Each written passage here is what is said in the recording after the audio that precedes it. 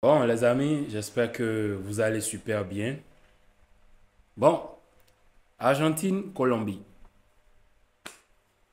1-0, victoire de l'Argentine qui se couronne une nouvelle fois championne d'Amérique, de Copa América, le back-to-back, quoi, en tant que tel. Et avant de commencer ce débrief, d'abord, il faudrait qu'on lance un message à la FIFA. Parce que franchement, moi, l'organisation de la prochaine Coupe du Monde et États-Unis, Canada, Mexique, moi, je ne suis pas d'accord avec ce qu'on a vu avant le début du match. On a dû attendre, je ne sais pas, plus de 4 heures du temps avant que le match ne commence, etc. Il y a eu des trucs qui se sont passés à l'extérieur, des gens qui sont rentrés sans ticket. Et il y a eu des gens qui manquaient d'air parce qu'il fait vraiment chaud. Actuellement, il fait vraiment chaud en Amérique latine et en Amérique, voilà, un peu plus vers Miami. En plus, la finale s'est jouée à Miami. À Miami, il fait chaud. Donc, ce sont des images quand même qui ne sont pas belles à voir. Mais bon, ça c'était pour la petite parenthèse. Maintenant, l'Argentine qui se proclame championne d'Amérique. Ah les gars, il faut vraiment le rappeler, hein. Ça me manque ces moments-là. Je ne sais pas pour tous les fans de Messi, vous vous souvenez de ces moments-là où on nous disait, oh, il n'a rien gagné avec sa sélection, ou à la Copa de Messi, donde está la Copa de Messi, un joueur Wi-Fi, Barcelone, tout ça, dès qu'il quitte Barcelone, il ne gagne plus, tout ça, etc. Et ce sont des moments qui nous manquent vraiment, hein. Et les montages avec le gaz, la bouteille de gaz, la bouteille d'eau, Messi boit. C'est des trucs qui manquent, franchement. Il faut quand même avouer que depuis le 18 décembre, on a terminé le jeu. Le jeu est terminé. Et tout ce qui vient après, c'est du bonus. Effectivement, c'est que du bonus. Et là, vous voyez Messi qui brise un autre record. Actuellement, c'est l'homme le plus titré de l'histoire du football. Et en fait, depuis le 18 décembre, quelque chose me disait que ça allait arriver, quoi. Que tout le reste n'allait être que du bonus, du bonus, du bonus. Et c'est ce qui se passe. Maintenant, Messi a 45 titres. Vous imaginez, 45 titres collectifs. Un de plus que Dani Alves. Et on sait que Dani Alves, c'est pas évident qu'il revienne encore. Et voilà, Messi, 45 titres.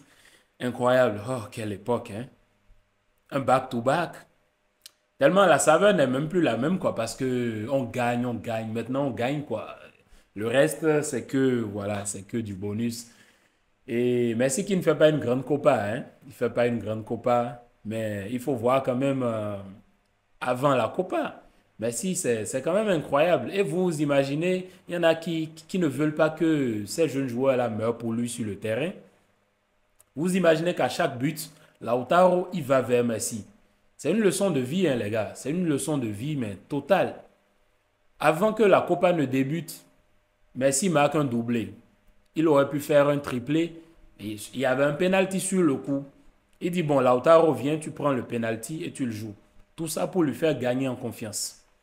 Et on a vu les résultats de cette confiance-là. Lautaro, meilleur buteur, 5 buts, incroyable. Il termine meilleur buteur du tournoi et des buts décisifs. Vous imaginez à la 112e minute, Lo Celso qui le lance en profondeur. Lo Celso aussi un joueur que j'admire, que j'adore, qui le lance en profondeur. Mais il entre, le taureau, il la croise. Impeccable, magnifique. Le but de la victoire. Lautaro décisif, hein, décisif. Et quand vous prenez cette équipe de l'Argentine, non, mais franchement, il y a des noms qu'on peut faire ressortir. Il y a des noms qu'on peut faire ressortir. Par exemple, moi, je vous dis la vérité, des joueurs comme De Paul, c'est des joueurs que je mettrai toujours sur le terrain. 1000 fois. Parce que vous imaginez à la 119e minute, là, vous avez vu le run que De Paul se tape pour quitter du camp adverse et revenir défendre derrière. Là, c'est des joueurs dont on a besoin sur un terrain. C'est des joueurs qui sont là, qui sont prêts à tout laisser sur le terrain. Di Maria, dernier match de Di Maria. Franchement, le vidéo, il va nous manquer. Hein, vous-même, vous le savez, des buts décisifs de Di Maria, on en a, hein. Et une liste interminable de moments clés, Copa América, Finalissima, Coupe du Monde, même quand ils étaient jeunes. Franchement, Di Maria décisif à chaque fois où on a eu besoin de lui. Et après, vous avez des joueurs comme McAllister, comme Enzo Fernandez, et comme Julian Alvarez aussi, qui a été décisif à un moment donné. En fait, c'est le gang, quoi. C'est le gang, c'est le gang. Et en parlant de gang, il faut parler du duo, de cette charnière centrale. Vous savez, à la Coupe du Monde, c'était Otakuti, genre Otamendi, Kuti Romero. Mais là, c'était Kuti Licha. Non, mais franchement, ces deux gars-là, c'est des bonhommes. C'est des bandits. C'est des bandits de grand chemin. C'est incroyable. Le Kuti, tu le regardes à Tottenham, parfois il te fait des matchs dégueulasses, il te fait rire, mais dès qu'il vient en Argentine, il devient autre chose. Les gars, on dirait la scie et le marteau, quoi, les deux là. Ou bien le marteau et le clou, quoi. Parce que c'est incroyable. C'est incroyable. Un seul but encaissé. Et en parlant d'un seul but encaissé, il faut aussi mentionner le meilleur portier de cette Copa América. Vous savez, on va mentionner notre ami Martinez. Incroyable. Le gars qui a dit que son temps arrivera. Et son temps est arrivé. Et regardez, 4 finales gagnées. Incroyable, incroyable, incroyable. Non, mais cette équipe de l'Argentine, certes, cette équipe ne fait pas un parcours aussi ouf, hein, et comparativement à la Colombie.